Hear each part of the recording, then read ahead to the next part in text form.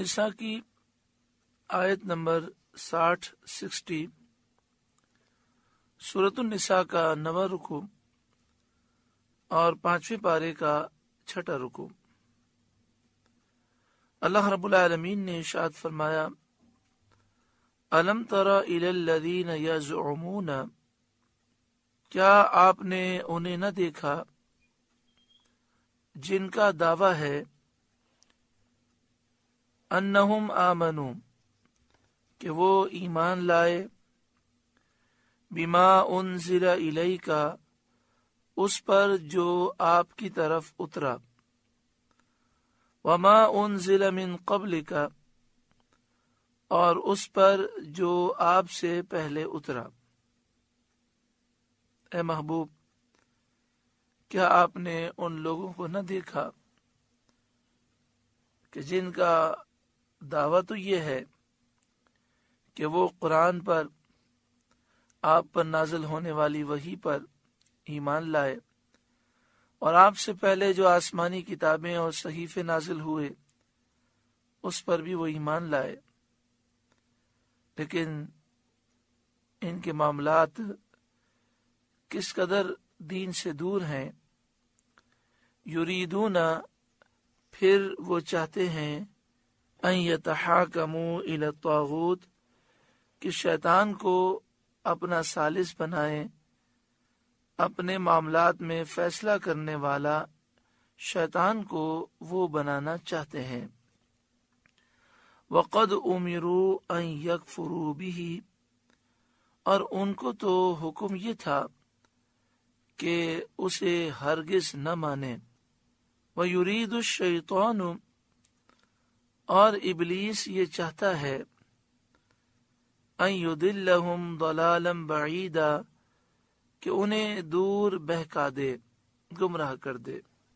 اس آیت کریمہ کے شان نزول کے بارے میں اعلیٰ حضرت امام اہل سنت امام احمد رضا علیہ الرحمہ کے خلیفہ صدر الافاضل حضرت علامہ مولانا نعیم الدین مراد آبادی علیہ الرحمہ تفسیر خزائن العرفان میں لکھتے ہیں، بشر نامی ایک منافق کا ایک یہودی سے جھگڑا تھا۔ یہودی نے کہا، چلو سید عالم صلی اللہ علیہ وآلہ وسلم سے طے کرا لیں، یعنی یہ معاملہ ہم حضور کے پاس لے جاتے ہیں، ان سے فیصلہ کرا لیتے ہیں۔ منافق نے خیال کیا کہ حضور صلی اللہ علیہ وآلہ وسلم تو فیصلہ حق دیں گے، اور یہ جو مقصد حاصل کرنا چاہتا ہے وہ مقصد اس کا حاصل نہ ہوگا، اس لیے اس نے باوجود اس بات کے کہ اس کا دعویٰ یہ تھا کہ میں مسلمان ہوں، اس نے یہ کہا کہ کعب بن اشرف یہودی کو پنچ بناؤ، ثالث بناؤ، اسے ہمارے معاملات میں فیصلہ کرنے والا بناؤ۔ قرآن کریم میں طاغوت سے اس کعب بن اشرف کے پاس فیصلہ لے جانا مراد ہے، جو اس آیت کریمہ میں ہے کہ وہ چاہتے ہیں کہ شیطان کو ثالث بنائیں، تو یہاں طاغوت شیطان سے کعب بن اشرف مراد ہے۔ یہودی جانتا تھا کہ کعب بن اشرف رشوت خور ہے، اس لیے اس نے باوجود ہم مذہب ہونے کے اس کو پنچ تسلیم نہ کیا، ثالث تسلیم نہ کیا۔ ناچار منافق کو فیصلے کے لیے سید عالم صلی اللہ علیہ وآلہ وسلم کے حضور آنا پڑا۔ حضور صلی اللہ علیہ وآلہ وسلم نے جو فیصلہ دیا وہ یہودی کے موافق ہوا۔ یہاں سے فیصلہ سننے کے بعد پھر منافق یہودی کے در پہ ہوا اور اسے مجبور کر کے حضرت عمر رضی اللہ تعالیٰ عنہ کے پاس لایا۔ یہودی نے آپ سے عرض کیا کہ میرا اس کا معاملہ سید عالم صلی اللہ علیہ وآلہ وسلم طے فرما چکے، لیکن یہ حضور صلی اللہ علیہ وآلہ وسلم کے فیصلے سے راضی نہیں، آپ سے فیصلہ چاہتا ہے۔ فرمایا کہ ہاں، میں ابھی آ کر اس کا فیصلہ کرتا ہوں۔ یہ فرما کر مکان میں تشریف لے گئے۔ اور تلوار لا کر اس کو قتل کر دیا، اور فرمایا جو اللہ اور اس کے رسول صلی اللہ علیہ وسلم کے فیصلے سے راضی نہ ہو اس کا میرے پاس یہ فیصلہ ہے۔ ایک روایت میں یہ ہے کہ حضرت عمر رضی اللہ تعالیٰ عنہ نے اس منافق سے پہلے یہ پوچھا کہ یہ جو یہودی باتیں کر رہا ہے کیا یہ سچ ہے؟ تو اس نے کہا کہ ہاں، میں نبی اکرم صلی اللہ علیہ وآلہ وسلم کی خدمت میں حاضر ہوا تھا، لیکن میرا دل حضور کے فیصلے سے مطمئن نہیں ہوا۔ تو پھر حضرت عمر رضی اللہ تعالیٰ عنہ نے اس گستاخ کا سر قلم کر دیا۔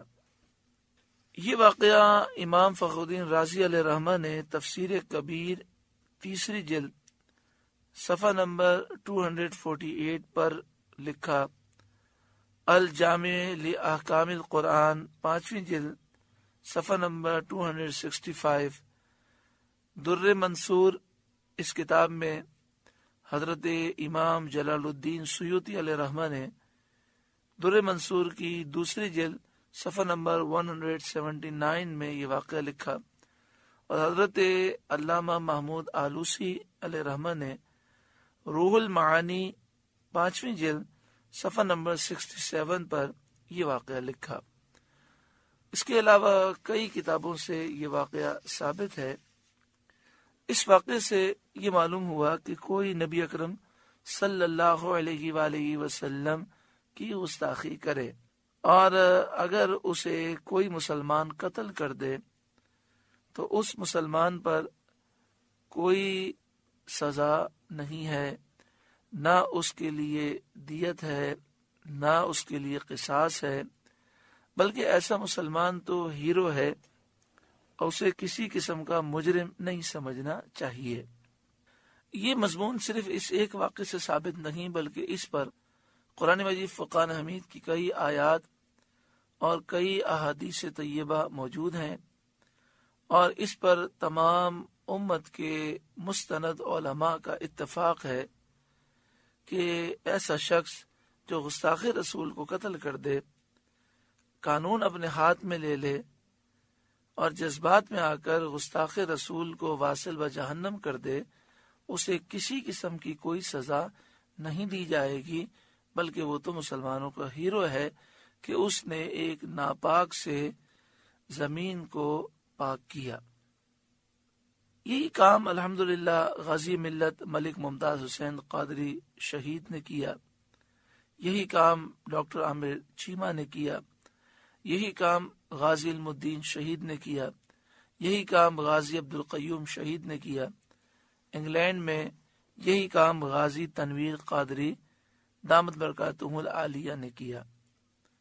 یہاں پر دیکھیں حضرت عمر رضی اللہ تعالیٰ عنہ نے ماورائے عدالت قتل کیا۔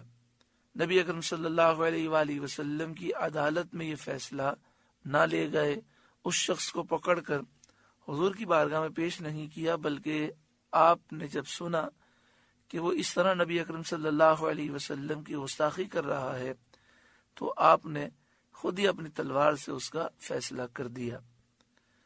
تو آپ دیکھیں نبی اکرم صلی اللہ علیہ وآلہ وسلم نے اس پر نہ تو حضرت عمر رضی اللہ تعالیٰ عنہ کو کوئی تنبیہ فرمائی، نہ آپ ناراض ہوئے، اور آپ صلی اللہ علیہ وآلہ وسلم نے اس بشر نامی منافق کے خون کو آپ نے حدر قرار دیا، یعنی نہ اس پر قصاص ہے، نہ دیت ہے، نہ حضرت عمر رضی اللہ تعالیٰ عنہ پر کوئی الزام ہے کہ انہوں نے یہ کام کیوں کیا۔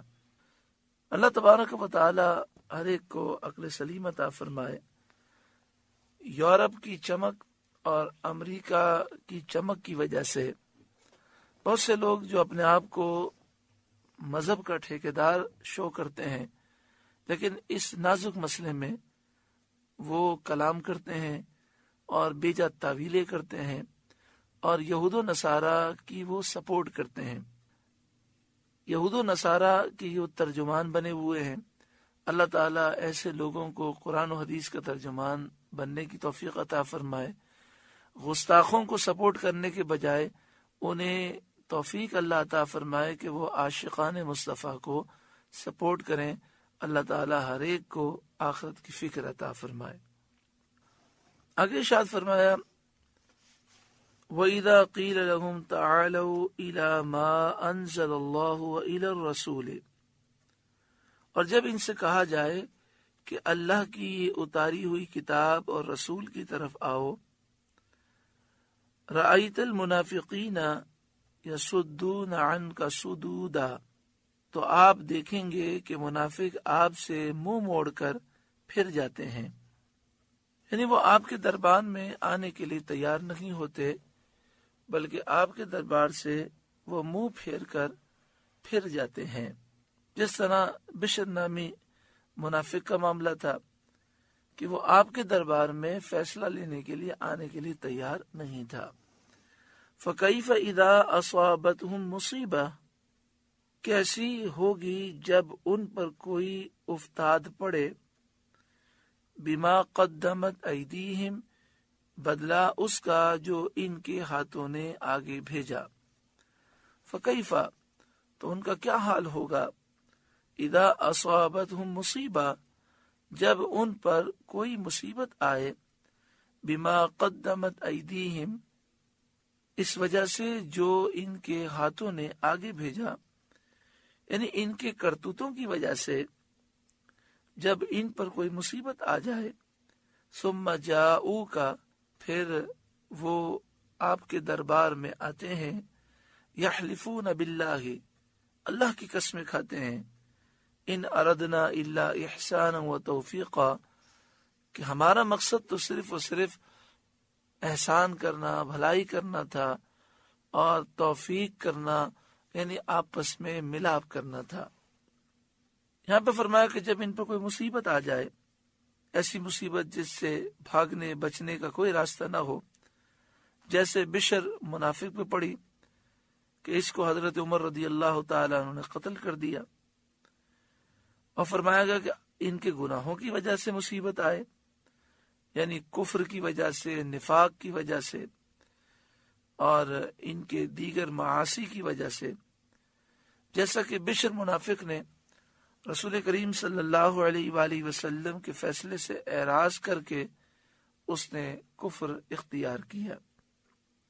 یہاں پہ فرمایا کہ پھر یہ آپ کے دربار میں آ کر عذر پیش کرتے ہیں، ندامت کا اظہار کرتے ہیں، اور کہتے ہیں ہمارا مقصد تو صرف احسان کرنا اور آپس میں ملاپ کرنا تھا۔ تو ان کا یہ عذر اور یہ ندامت کچھ کام انہیں نہیں آتی، جیسا کہ بشر منافق کے مارے جانے کے بعد اس کے ورثاء اس کے خون کا بدلہ طلب کرنے آئے اور بیجا معذرتیں کرنے اور باتیں بنانے لگے۔ اللہ تعالیٰ نے اس کے خون کا کوئی بدلہ نہیں دلایا، کیونکہ وہ قتل کے قابل ہی تھا۔ اولئک الذین یعلم اللہ ما فی قلوبہم، یہی وہ لوگ ہیں ان کے دلوں کی باتیں اللہ جانتا ہے۔ اولئک الذین، یہی وہ لوگ ہیں، یعلم اللہ، اللہ جانتا ہے، ما فی قلوبہم، جو ان کے دلوں میں ہے۔ فاعرض عنہم، تو اے محبوب آپ ان سے چشم پوشی کریں، ان سے اعراض کریں۔ وعظہم، اور انہیں نصیحت فرمائیے، انہیں سمجھائیے۔ وقل لہم فی انفسہم قولا بلیغا، اور ان کے معاملے میں ان سے رسا بات کہیں، ایسا قول کہیں جو بلیغ ہو، اثر کرنے والا ہو، جو ان کے دل میں اتر جائے۔ وما ارسلنا من رسول الا لیطاع باذن اللہ، اور ہم نے کوئی رسول نہ بھیجا مگر اس لیے کہ اللہ کے حکم سے اس کی اطاعت کی جائے، یعنی رسول اسی لیے بھیجے گئے کہ اللہ کے حکم سے رسول کی اطاعت کی جائے۔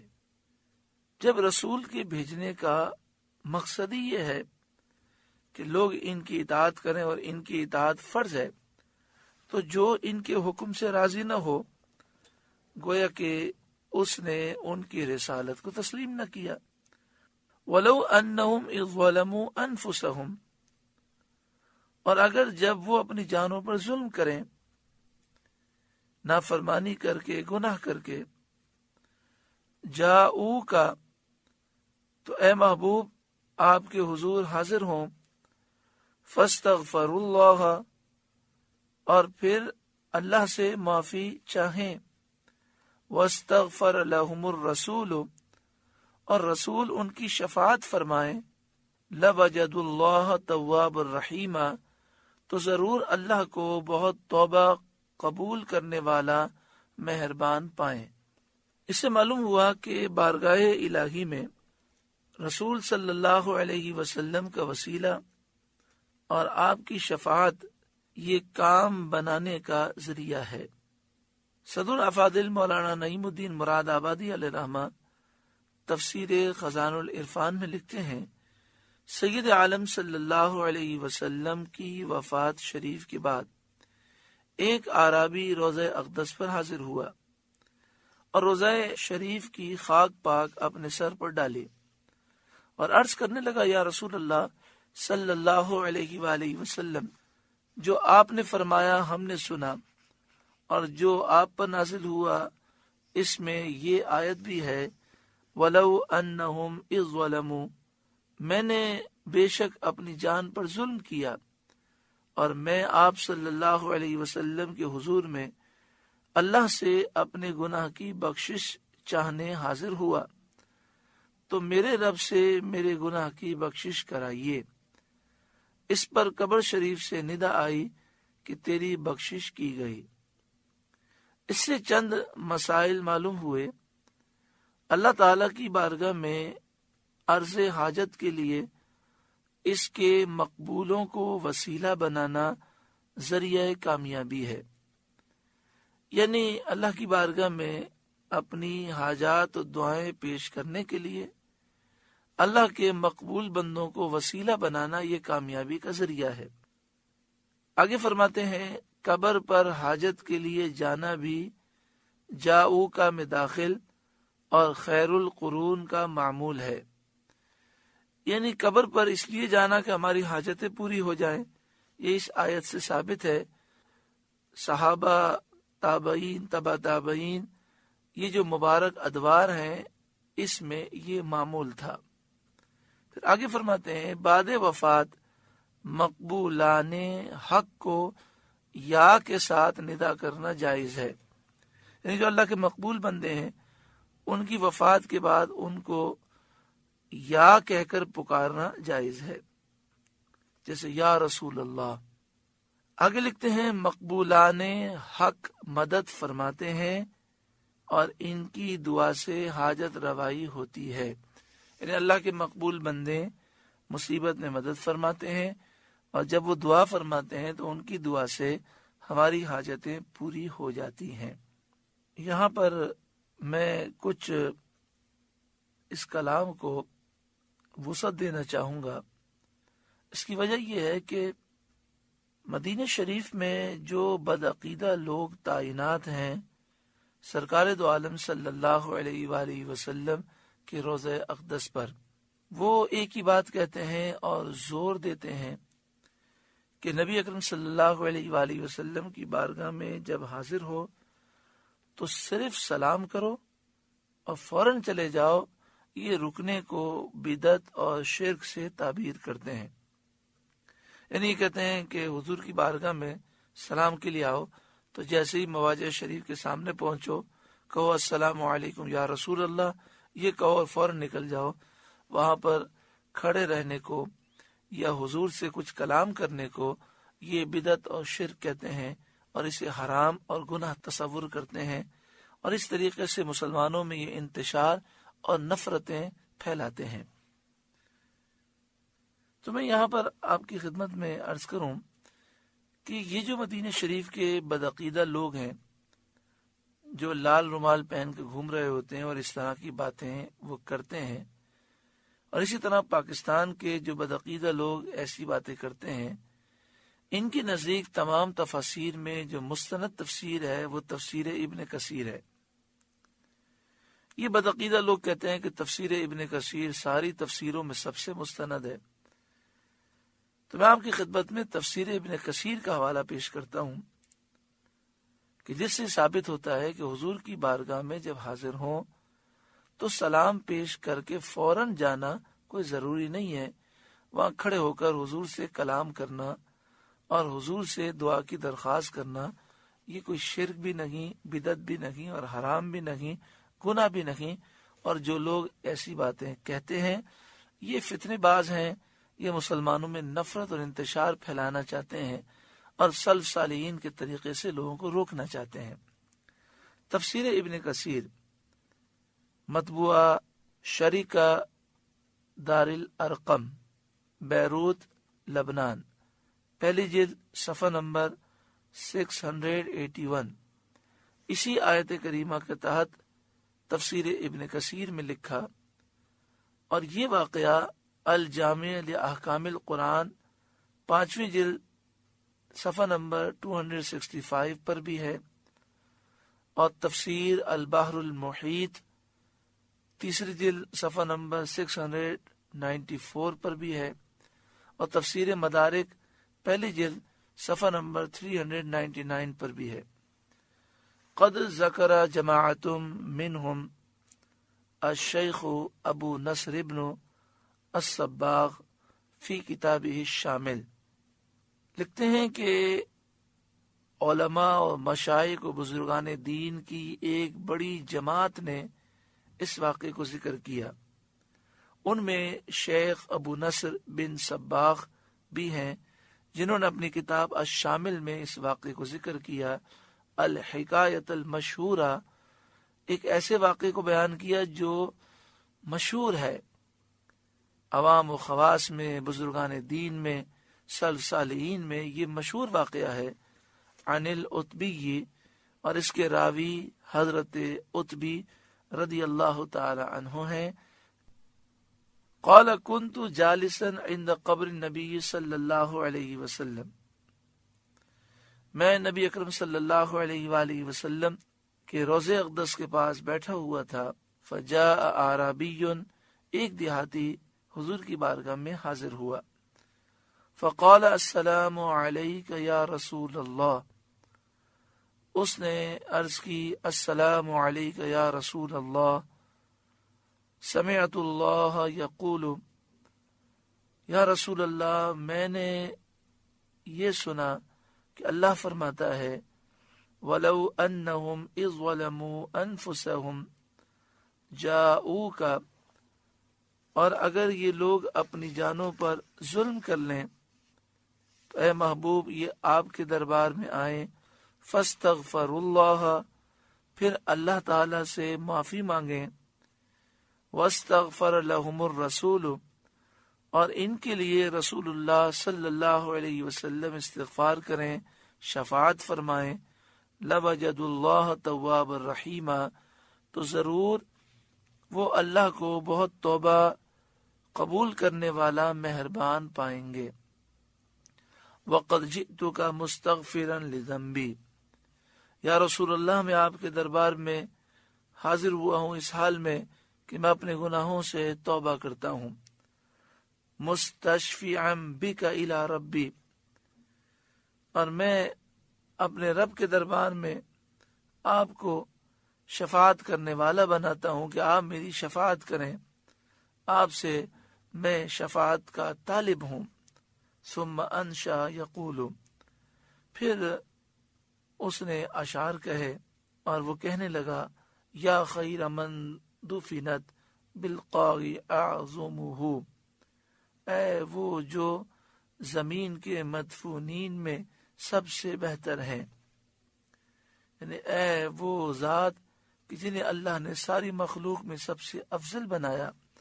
فطاب من طیبہن القاع والاکم، جن کی خوشبو سے زمین اور ٹیلے خوشبودار ہو گئے. نفس الفداء لقبر انت ساکنہ، میری جان اس قبر پر فدا ہو جس میں آپ ساکن ہیں، جس میں آپ موجود ہیں. فیہ العفاف وفیہ الجود والکرم، اس میں عفو ہے، سخاوت ہے، لطف و کرم ہے.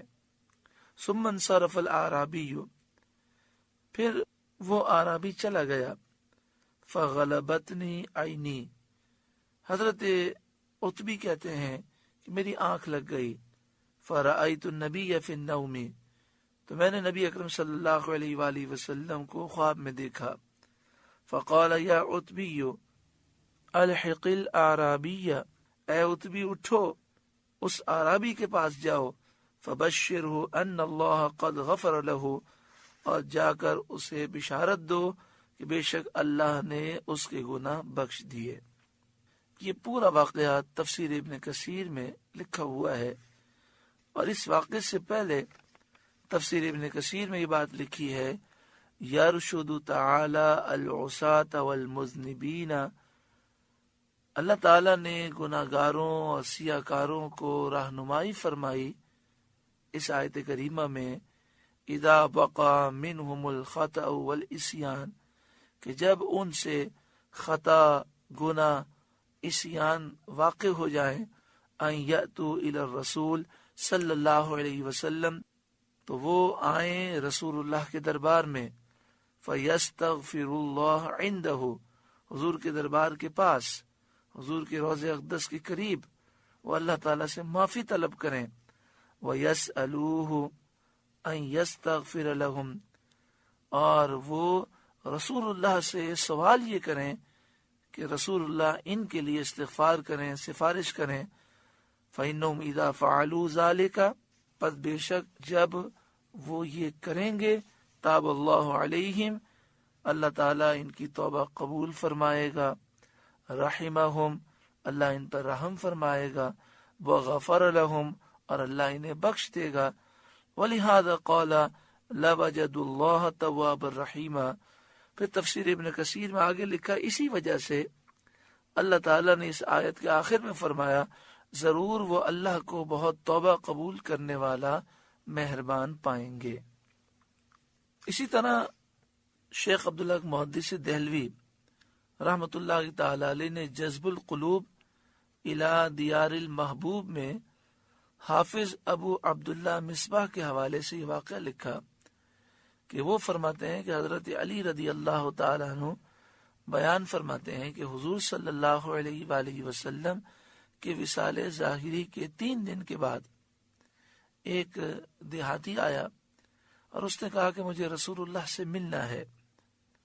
तो उसे बताया गया कि हुजूर का विसाल हो गया।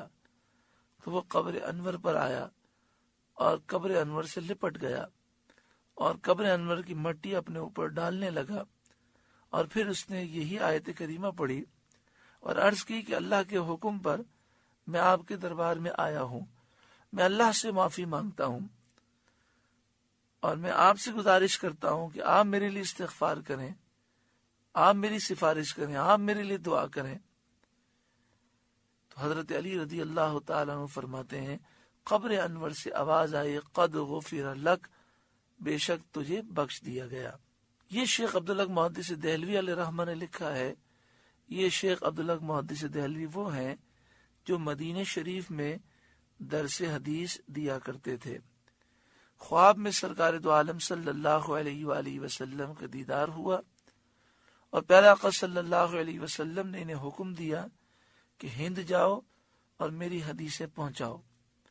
उन्होंने अर्ज किया, रसूलुल्लाह सल्लल्लाहु अलैहि वसल्लम, यहाँ मैं आपके रोजे की ज़ियारत करता हूँ, वहां जाने से ये नेमत से मैं महरूम हो जाऊंगा।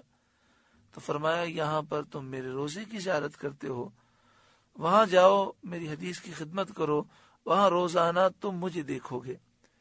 तो इस पर मुहक्किकीन मुत्तफिक हैं कि शेख अब्दुल्लाह मुहद्दिस देहलवी अलैहिर्रहमा औलिया हुजूरी से हैं, रोजाना नबी अकरम सल्लल्लाहु अलैहि वसल्लम का दीदार किया करते।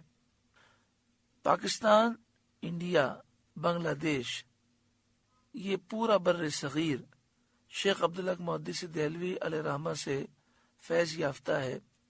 बुखारी और मुस्लिम और अहादीस का फैज़ आपने पहुंचाया। हर मकतब फिक्र के लोग शेख अब्दुल्लाह मुहद्दिस देहलवी को एक अजीम मुहद्दिस मानते हैं। उन्होंने अपनी किताब जज़्बुल क़ुलूब में ये वाक़या लिखा।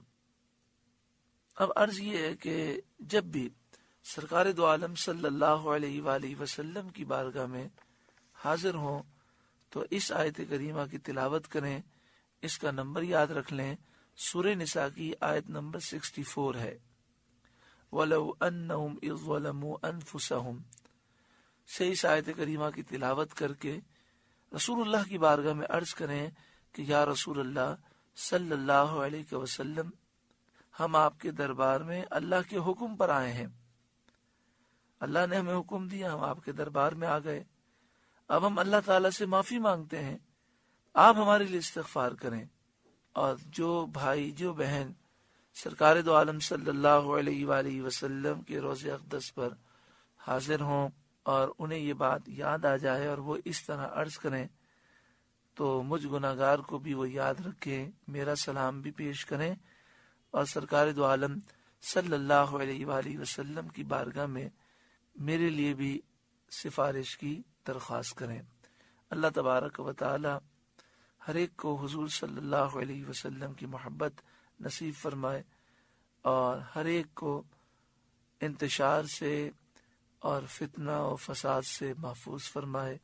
اتنے واضح دلائل کے باوجود جو لوگ اختلافات پیدا کر کے اور اس سے روک کر لوگوں میں انتشار پیدا کرتے ہیں، دعا کریں اللہ تعالیٰ انہیں ہدایت نصیب فرمائے، اللہ تعالیٰ انہیں عقل سلیم عطا فرمائے. آگے ارشاد فرمایا فلا وربک لا یؤمنون حتی یحکموک فیما شجر بینہم. پس اے محبوب، آپ کے رب کی قسم، وہ مسلمان نہ ہوں گے جب تک اپنے آپس کے جھگڑے میں آپ کو حاکم نہ بنائے، آپ کو فیصلہ کرنے والا نہ سمجھیں. ثم لا یجدوا فی انفسہم حرجا مما قضیت. پھر جو کچھ آپ حکم فرما دیں، جو کچھ آپ فیصلہ کر دیں، اپنے دلوں میں اس سے رکاوٹ نہ پائیں. وَيُسَلِّمُوا تَسْلِيمًا، اور دل سے اس فیصلے کو مان لیں. معنی یہ ہے کہ جب تک آپ کے فیصلے اور حکم کو صدق کے دل سے نہ مان لیں، مسلمان نہیں ہو سکتے. سبحان اللہ. اس سے رسول اکرم صلی اللہ علیہ وآلہ وسلم کی شان معلوم ہوتی ہے. اس آیت کریمہ کے شان نزول کے بارے میں بخاری شریف کتاب التفسیر باب قولی فلا وربک لا یؤمنون حتی یحکموک فیما شجر بینہم، اس باب کے تحت حضرت امام بخاری لکھتے ہیں فقال النبی صلی اللہ علیہ وآلہ وسلم، نبی اکرم صلی اللہ علیہ وآلہ وسلم نے ارشاد فرمایا اسقی یا زبیر ثم ارسل الماء الى جارک. اے زبیر، پانی اپنے باغ کو پلا، پھر اپنے پڑوسی کی طرف پانی کو چھوڑ دے. اس فرمان کا پس منظر یہ ہے کہ پہاڑ سے آنے والا پانی جس سے باغوں میں آب رسانی کرتے ہیں، یعنی پہاڑوں سے جو پانی آتا ہے اور اس پانی کے ذریعے باغوں کو سیراب کیا جاتا ہے، اس میں ایک شخص کا حضرت زبیر رضی اللہ تعالیٰ عنہ سے جھگڑا ہو گیا. معاملہ سید عالم صلی اللہ علیہ وسلم کے حضور پیش کیا گیا تو حضور صلی اللہ علیہ وسلم نے فرمایا اسقی یا زبیر، اے زبیر تم اپنے باغ کو پانی دو. ثم ارسل الماء الی جارک، پھر پانی اپنے باغ کو دینے کے بعد اپنے پڑوسی کی طرف پانی چھوڑ دو. حالانکہ شرعی مسئلہ یہ ہے کہ جو پہاڑوں سے پانی آتا ہے اس میں حق قریب والے کا ہوتا ہے، لیکن نبی اکرم صلی اللہ علیہ وآلہ وسلم نے احسان فرمایا اور حضرت زبیر بن عوام کو احسان کرنے کی آپ نے تلقین فرمائی کہ تم اپنے باغ کو سیراب کر لو اور اس کے بعد اپنے پڑوسی کی طرف پانی چھوڑ دو. اس شخص کو یہ بات گراں گزری، اس کی زبان سے یہ کلمہ نکلا یا رسول اللہ، زبیر آپ کے پھوپھی ذات بھائی ہے. نبی اکرم صلی اللہ علیہ وآلہ وسلم ناراض ہوئے اس بات سے. ثم قال، پھر آپ نے فرمایا اسقی یا زبیر، اے زبیر اپنے باغ کو پانی سے سیراب کر. ثم احبس الماء، پھر پانی کو روک لے. حتی یرجع الی الجدر، یہاں تک کہ پانی کھیت کی منڈیروں تک پہنچ جائے. ثم ارسل الماء الی جارک، پھر پانی کو اپنے پڑوسی کی طرف چھوڑ دے. تو اس پر یہ آیت کریمہ نازل ہوئی. قال زبیر فما احسب هذه الآیات الا نزلت فی ذلک. حضرت زبیر رضی اللہ تعالیٰ عنہ کہتے ہیں میں یہ سمجھتا ہوں کہ یہ آیتیں اسی واقعے پر نازل ہوئی تھیں. بخاری شریف کے جو شارحین ہیں انہوں نے اس پہ کلام کیا کہ حضرت زبیر بن عوام سے جھگڑا کرنے والا وہ جو شخص تھا وہ کون تھا. بعض نے کہا کہ وہ منافق تھا، بعض نے فرمایا کہ یہ تھا مسلمان، لیکن جب اس نے یہ کلمہ کہہ دیا اور جذبات میں اور غصے میں یہ بات اس نے کہہ دی تو یہ مرتد ہو گیا. پھر اللہ تعالیٰ نے اسے توبہ کی توفیق عطا فرمائی اور نبی اکرم صلی اللہ علیہ وآلہ وسلم نے بھی اس کی توبہ قبول فرمائی اور حضور نے اسے معاف فرما دیا. پھر حالت اسلام میں زندگی گزاری انہوں نے اور پھر مسلمان ہونے کی حالت میں ہی ان کا خاتمہ ہوا. اس آیت کریمہ میں یہ حکم دیا گیا کہ مسلمانوں کو ہی چاہیے کہ نبی اکرم صلی اللہ علیہ وآلہ وسلم جب کوئی فیصلہ فرما دیں تو حضور صلی اللہ علیہ وآلہ وسلم کے فیصلے کو وہ دل و جان سے قبول کریں اور ہر جھگڑے میں وہ حضور کی بارگاہ میں فیصلہ لینے کے لیے جائیں اور جب فیصلہ ملے تو دل و جان سے قبول کریں اور دل میں کسی قسم کا کوئی خیال نہ لائیں. یہ مومن کے لیے ضروری ہے.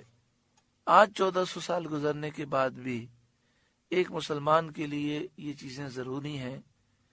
جب بھی اپنے معاملات کا یا اپنے جھگڑے کا وہ فیصلہ کرنا چاہیں، آپس کی لڑائی جھگڑوں کا اگر فیصلہ کرنا ہو تو مسلمانوں کو چاہیے کہ وہ قرآن و حدیث کی طرف رجوع کریں. اللہ اور اس کے رسول صلی اللہ علیہ وآلہ وسلم کے حکم سے اپنے فیصلے کا حل نکالیں، اپنے مسئلے کا حل نکالیں اور پھر اس پر دل و جان سے عمل کریں، دل و جان سے اسے مانیں. ایسا نہ ہو کہ اگر شریعت سے کوئی حل نکلے اور وہ ہمارے لیے بہتر ہو، ہمیں فائدہ لگ رہا ہو تو ہم مانیں اور ہمیں نقصان لگ رہا ہو تو ہم انکار کر دیں. مومن ایسا ہرگز نہیں کر سکتا. اگلی آیت کریمہ کا شان نزول یہ ہے کہ ثابت بن قیس بن شماس سے ایک یہودی نے کہا کہ اللہ نے ہم پر اپنا قتل اور گھر بار چھوڑنا فرض کیا تھا، ہم اس کو بجا لائے. یعنی مراد یہ ہے کہ جب ہمارے باپ داداؤں نے بچڑے کی پوجا کی تو اللہ نے حکم دیا کہ اپنی گردنیں جھکا دو اور اپنے آپ کو قتل کے لیے پیش کر دو، تو ہم قتل کے لیے پیش ہو گئے. اللہ نے ہمیں حکم دیا کہ مصر چھوڑ دو اور شام جاؤ اور دشمن سے مقابلہ کرو، تو ہم نے اپنے گھر بار چھوڑ دیے. تو ثابت نے فرمایا کہ اگر اللہ ہم پر فرض کرتا تو ہم بھی ضرور بجا لاتے. اس پر یہ آیت کریمہ نازل ہوئی وَلَوْ أَنَّا كَتَبْنَا عَلَيْهِمْ أَنِ اقْتُلُوا أَنفُسَكُمْ، اور اگر ہم ان پر فرض کرتے کہ اپنے آپ کو قتل کر دو، أَوِ اخْرُجُوا مِن دِيَارِكُمْ، یا اپنے گھر بار چھوڑ کر نکل جاؤ، مَا فَعَلُوهُ إِلَّا قَلِيلٌ مِّنْهُمْ، تو ان میں تھوڑے ہی ایسا کرتے. وَلَوْ أَنَّهُمْ فَعَلُوا مَا يُوعَظُونَ بِهِ لَكَانَ خَيْرًا لَهُمْ، اور اگر وہ کرتے جس بات کی انہیں نصیحت دی جاتی ہے تو اس میں ان کا بھلا تھا. وَأَشَدَّ تَثْبِيتًا، اور ایمان پر خوب جمنا تھا. یعنی اگر نبی اکرم صلی اللہ علیہ وآلہ وسلم کی اطاعت و فرمانبرداری وہ کرتے اور مشکل سے مشکل حکم بھی آ جاتا لیکن وہ فرمانبرداری کرتے تو ان کا ایمان اور مضبوط ہو جاتا، اور ایسا کرنا ان کے حق میں اچھا تھا۔ وَإِذًا لَآتَيْنَاهُمْ مِن لَّدُنَّا أَجْرًا عَظِيمًا، اور ایسا ہوتا تو ضرور ہم انہیں اپنے پاس سے بڑا ثواب دیتے۔ وَلَهَدَيْنَاهُمْ صِرَاطًا مُسْتَقِيمًا، اور ضرور ان کو سیدھی راہ کی ہدایت کرتے۔ اس آیت کریمہ سے یہ معلوم ہوا کہ اللہ رب العالمین نے ہم پر کرم فرمایا اور مشکل احکام ہم پر لازم نہیں کیے گئے، لیکن اگر ہم کسی حکم کو مشکل سمجھتے ہیں یا کسی حکم پر عمل کرنا دنیاوی اعتبار سے ہم پر مشکل ہو جاتا ہے تو ہم پرواہ نہ کریں، اللہ اور اس کے رسول کی فرمانبرداری کریں، تو یہ ہمارے لیے بہت بہتر ہے۔ اس سے ہمارا ایمان مضبوط ہوگا، اللہ اپنے پاس سے اجر عظیم ہمیں دے گا اور ہمیں سیدھی راہ پر اللہ رب العالمین گامزن فرما دے گا۔ وَمَن يُطِعِ اللَّهَ وَالرَّسُولَ، اور جو اللہ اور اس کے رسول کا حکم مانے، فَأُولَئِكَ مَعَ الَّذِينَ أَنْعَمَ اللَّهُ عَلَيْهِمْ، تو اسے ان کا ساتھ ملے گا جن پر اللہ نے فضل کیا، یعنی جو اللہ اور اس کے رسول کی فرمانبرداری کرے وہ ان لوگوں کے ساتھ رہے گا جن پر اللہ نے انعام فرمایا، فضل فرمایا۔ من النبیین، یعنی انبیاء، والصدیقین، اور صدیق، والشہداء، اور شہید، والصالحین، اور نیک لوگ، یعنی ایسا شخص جو اللہ اور اس کے رسول کا فرمانبردار ہے وہ انبیاء کے ساتھ ہوگا، صدیقین، شہداء اور صالحین کے ساتھ ہوگا۔ تو معلوم ہوا کہ جو انبیاء کے مخلص فرمانبردار ہیں وہ جنت میں ان کی صحبت اور ان کے دیدار سے محروم نہ ہوں گے۔ صدیق انبیاء کے سچے متبعین کو کہتے ہیں، جو نبی کی صحیح معنوں میں پیروی کرے اسے صدیق کہتے ہیں، جو اخلاص کے ساتھ ان کی راہ پر قائم رہیں، انبیاء کے راستے پر وہ چلتے رہیں۔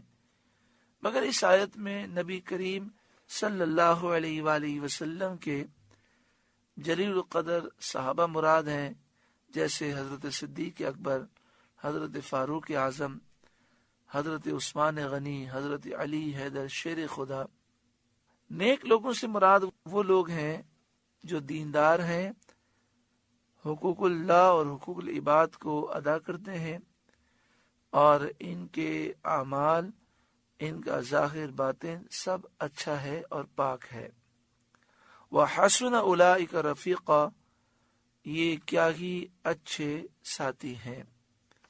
حضرت ثوبان رضی اللہ تعالیٰ عنہ سید عالم صلی اللہ علیہ وآلہ وسلم کے ساتھ کمال محبت رکھتے تھے، جدائی کی تاب نہ تھی، حضور سے جدا نہیں ہو سکتے تھے۔ ایک روز اس قدر غمگین اور رنجیدہ حاضر ہوئے کہ چہرے کا رنگ بدل گیا تھا۔ حضور صلی اللہ علیہ وآلہ وسلم نے فرمایا، آج رنگ کیوں بدلا ہوا ہے؟ عرض کیا، نہ مجھے کوئی بیماری ہے نہ کوئی درد ہے، بس بات یہ ہے کہ جب حضور صلی اللہ علیہ وآلہ وسلم سامنے نہیں ہوتے تو انتہا درجے کی وحشت و پریشانی ہو جاتی ہے۔ جب آخرت کو یاد کرتا ہوں تو یہ اندیشہ ہوتا ہے کہ وہاں میں کس طرح دیدار پا سکوں گا۔ آپ اعلیٰ ترین مقام میں ہوں گے، مجھے اللہ تعالی نے اپنے کرم سے جنت بھی دی، تو اس مقام عالی تک رسائی کہاں؟ اس پر یہ آیت کریمہ نازل ہوئی اور انہیں تسکین دی گئی کہ باوجود منازل کے فرق کے فرمانبرداروں کو معیت کی نعمت سے سرفراز فرمایا جائے گا، یعنی جو رسول اللہ کے فرمانبردار ہیں، حضور سے محبت کرنے والے ہیں، انہیں جنت میں سرکار کا ساتھ نصیب ہوگا۔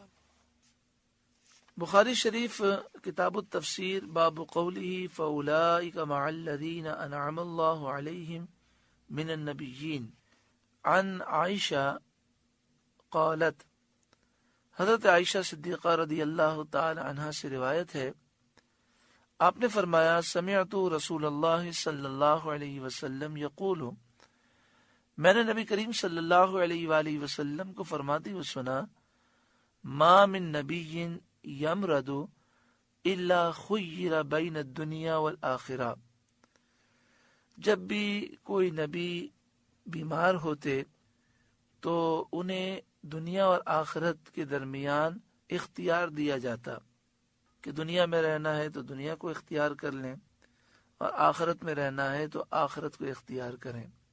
وَكَانَ فِي شَكَوَاهُ الَّذِي قُبِضَ فِيهِ أَخَذَتْهُ بُحَّةٌ شَدِيدَةٌ، آپ فرماتی ہیں کہ نبی اکرم صلی اللہ علیہ وآلہ وسلم اس وقت جب کہ آپ بیمار تھے، علیل تھے، اور وہ مرض آپ کو لاحق ہوا جس میں آپ کا وصال ہوا، فَسَمِعْتُهُ يَقُولُ، تو میں نے نبی اکرم صلی اللہ علیہ وسلم کو فرماتے ہوئے سنا، مع الذین انعم اللہ علیہم من النبیین والصدیقین والشہداء والصالحین فعلمت انہ خیر۔